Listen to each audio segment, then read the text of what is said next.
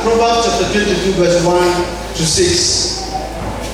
The topic is securing this generation so that we will secure next generation for God. Like I said, there's so much I would have wanted to talk about, but God will help us to say what we must talk about.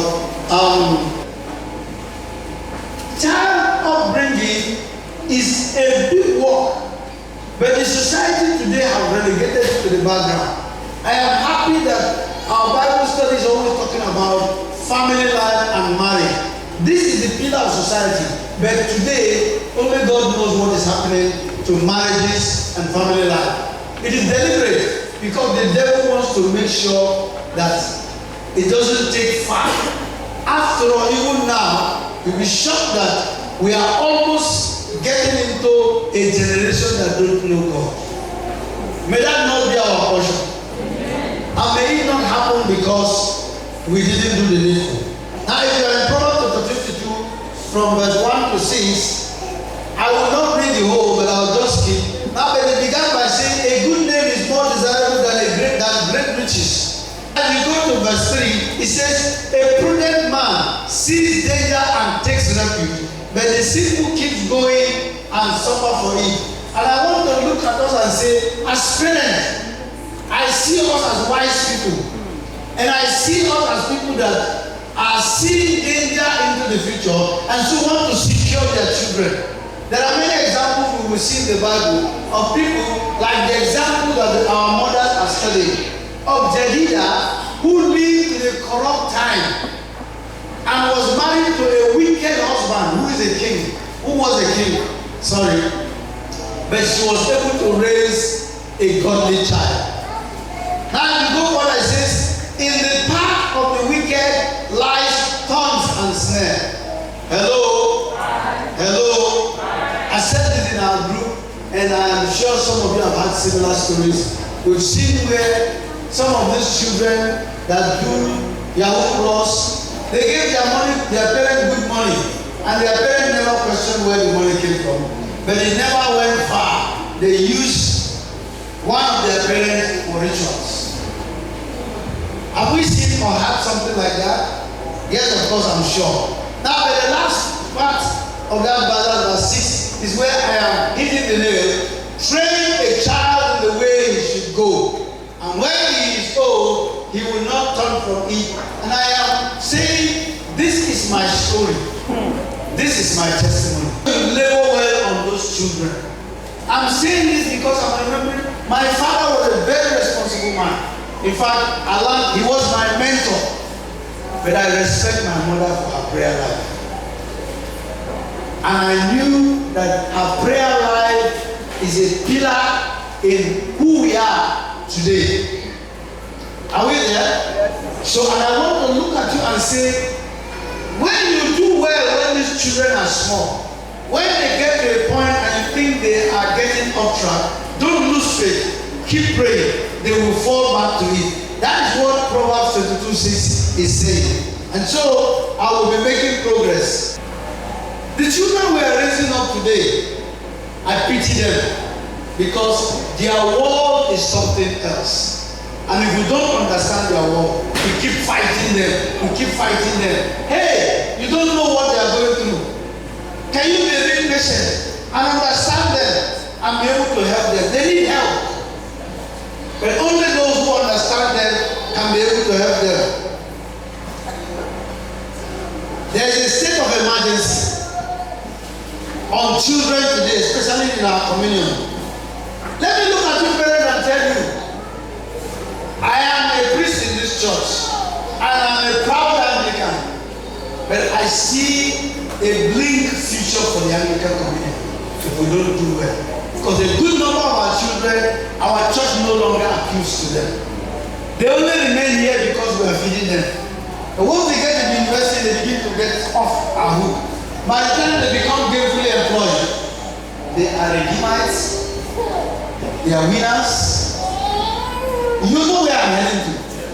We need to look at why it is becoming like that. And so we need to understand their challenges. We need to learn from the Jews and the Muslims. I to challenge somebody as I educate you on securing this future. How do we bring up our children that they don't have sense of the fact that they are special and they do not give themselves, because we have made money become another god and our children can do anything for money? May God help us. But let me tell you, I'm privileged to have learned the Jewish cultures and customs, and I've been able to have Jews that are my mentors, and we discuss a lot about them. You know what you have done, and I think it's high time we begin to learn why are our children so cheap. Hello. Let me look at you and tell you one truth. It is easy for our children to be convinced to become Muslims, as it is harder for a Muslim to be convinced to become. What is the problem? Have we ever taken time to ask ourselves? Because I'm talking to parents. We have to do the needful. If not, posterity will not be happy with us. And I trust it will not be like that. I used to say this to children workers. We have the singular privilege to determine what happens in tomorrow's church as we bring up these children. But are we conscious of that? When we do it carelessly, tomorrow the church is going to be careless, and the excuse is going to be that we didn't do the needful. So I want you to know that you are taking care of tomorrow's church. We'll be looking at 5 issues quickly. Parents, if you want to raise these children like we were raised, you will miss it. Their world is completely different from ours, and their challenges are completely different from ours. So we want to understand, not to pamper them, but to understand their world and help them. Allah said to begin go. So quickly, if you look at the Gen Zs are said to be children that are born between 1997 and 2012. To be an effective parent, ACM teacher or church representative in the 21st century, you need to be versed in scriptures and in the world. If you are not versed, these children will make jest of you. They know what is happening. They are very correct. You say, Mom is an old school. Old school. I'm done with point number 1. Understanding this generation, that this generation is the last. And this generation has a lot. And so, you must understand them. Now the next thing is, I want to tell you that knowledge has exploded. This Chinese adage may be reversed when it comes to sex education. Old men think young men fool, but young men know old men fools. I've reversed the adage. When you want to, and when you refuse to talk about sex with these children, talking about sex to these children, you have to talk based on their level and their age. But see, in those days, they used to tell us about sex in riddles. If you are talking in riddles, they are just looking at you. See, man.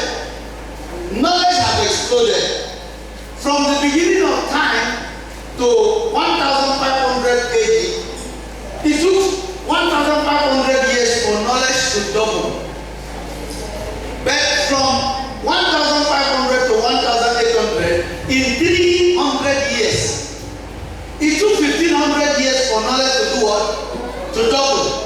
But in the next phase, it took 300 years for knowledge to do what? To double. Then in the next phase, it took 100 years for knowledge to double. Let me come to the 19th century. Today, knowledge is doubling in months, in weeks. Come to agree that they want to go and prepare a refresher course for all priests because we are outdated. We don't have the knowledge to deal with the people of today. You know why our churches are shrinking? We still do church like yesterday. We need to understand that the world has moved on and we must do church where the world is. Youth workers and parents are to help these children to take advantage of the good aspect of explosion of knowledge. If not, the devil is willing to help them take the negative side. You need to understand that these children you have, especially, know where their areas of interest are. Now, as you raise these children, as parents, you will know their areas of interest. If you see what they want to do, if the child like dance, there is a godly dance. I don't know why you understand. The child like dance, you say na mechanic you want to make it do, and you no get skill for technical this thing, you are going to create problem. Yeah, you can force him because it's your child, Adi. May God forbid that he use hammer or spanner to hit you one day. The third point quickly, understanding the challenges of the time and how it is becoming heavy on this one. If we are not wake up, we are in trouble. In those days, we don't want these children to have our phone shape. But today, the school is forcing us to give our phones to our children because they do assignment. You see this young man starting before me, he don't tell me today, I ain't get my phone, I should go back. Because there are lots of assignments he wants to do. And he must use the internet. So it is high time we know. And let me talk to mothers. Here I am, Kai. Most of your phones belong to these children. You don't know quarter of what they do with those phones. And if God does not help, it is your phone that the devil will use to destroy those children. If God give us time, maybe with the men, I will teach you how to know the sites that have been visited in the last 1 week. On that phone, forget they don't do this. And you'll be shocked that they use your phone to watch pornography. You'll be shocked. You see, this phone is dangerous.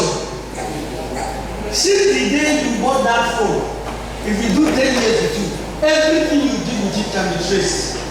You know they forget, you know they forgive. Okay? How many mothers here sabi do Facebook well? It's the secret and the most common. You will be shocked that some mothers, now they are picking open Facebook account for them. Now their children, they manage them for them. Parents, I'm talking to you. If you don't know the apps your children are using, how can you help them? Let me tell you, the internet is good and it's bad. While somebody is busy doing Bible study in the internet, another person is watching pornography. Somebody is doing Yahoo. Another person is using it to do research. It depends on what you are doing there.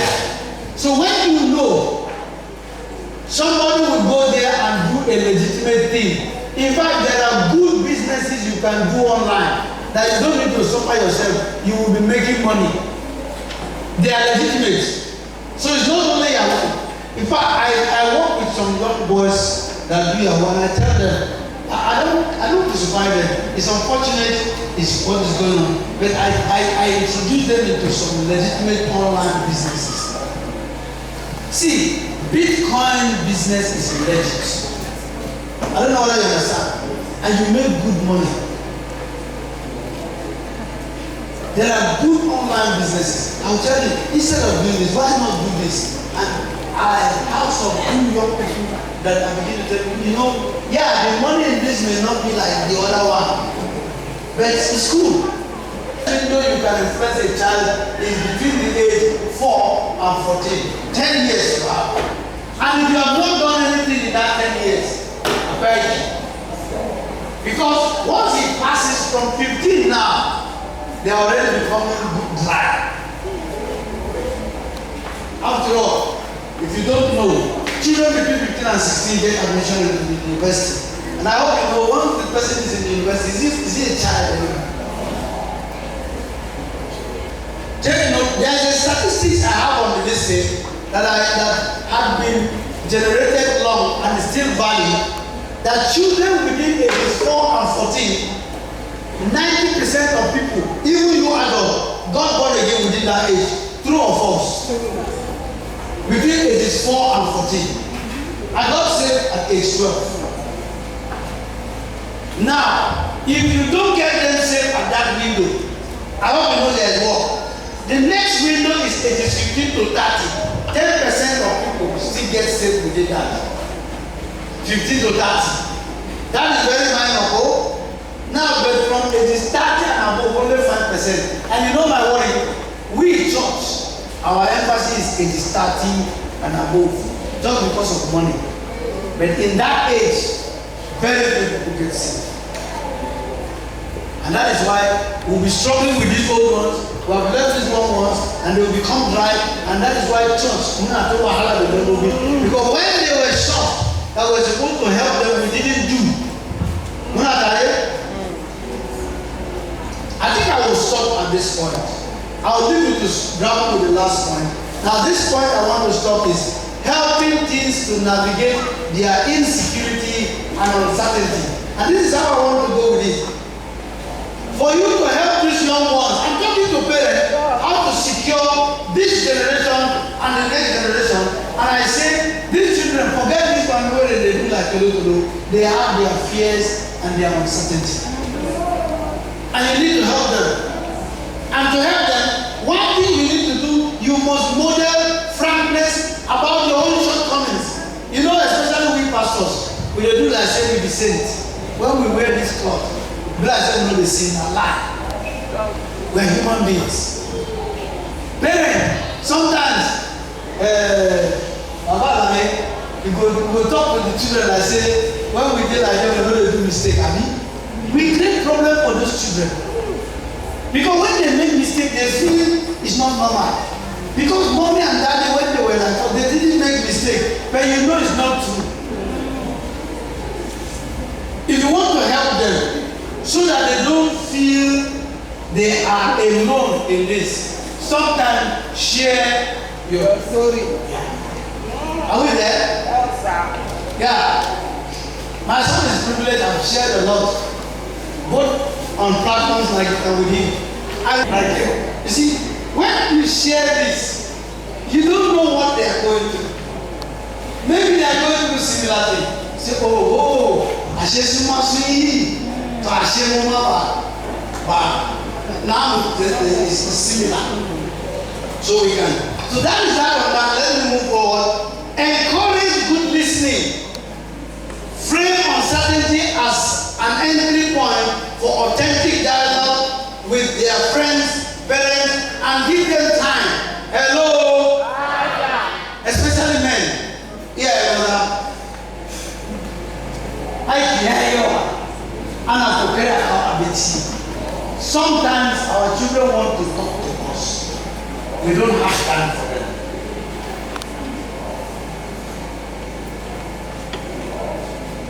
When we don't tell them, somebody else will tell them. And the probability is that you will tell them the wrong thing. Are we there? Great time. Listen to them. What is your problem, young man? And you'll be shocked. But I know mothers.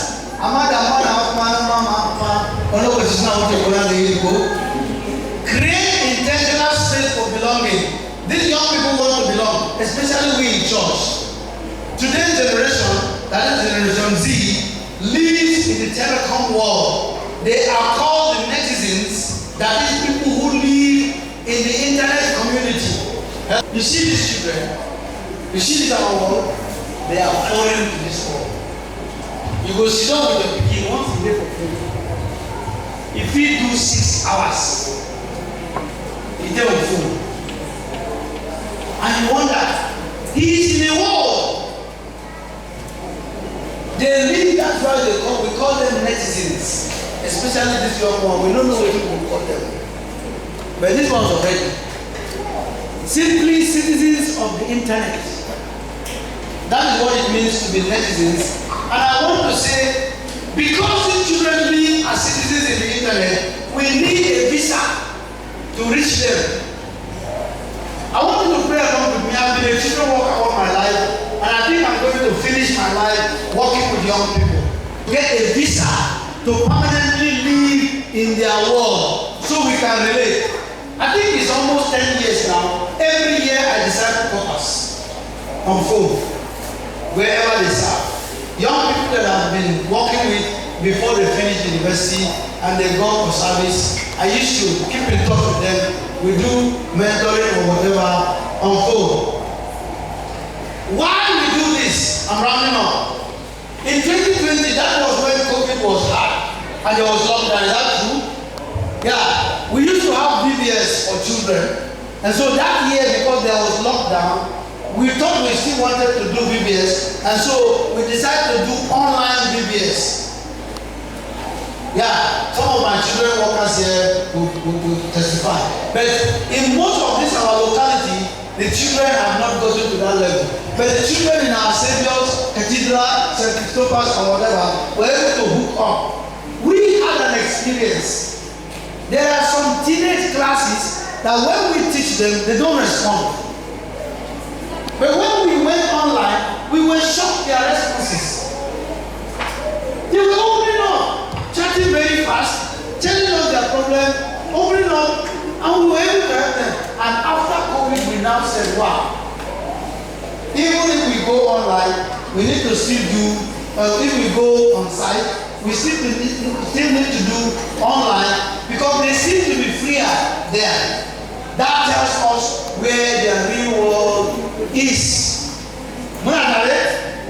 And so I felt, you know what?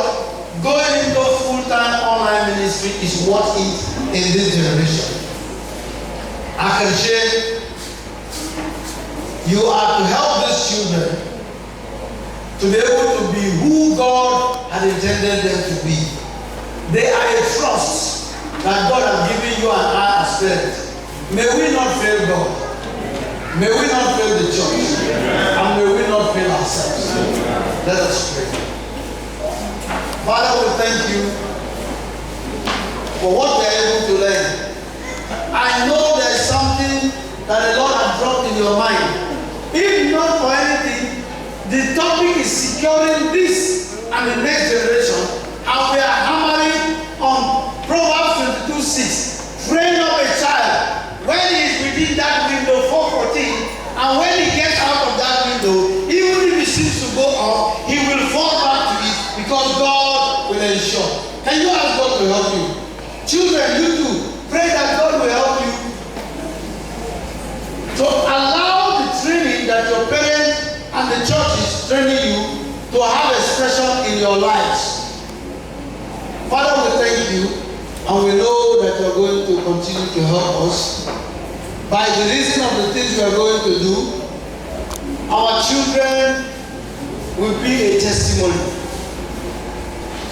Almighty God, Almighty God, our generation shall praise your name. Our generation shall praise your name. Our generation shall praise your name. Our generation shall praise your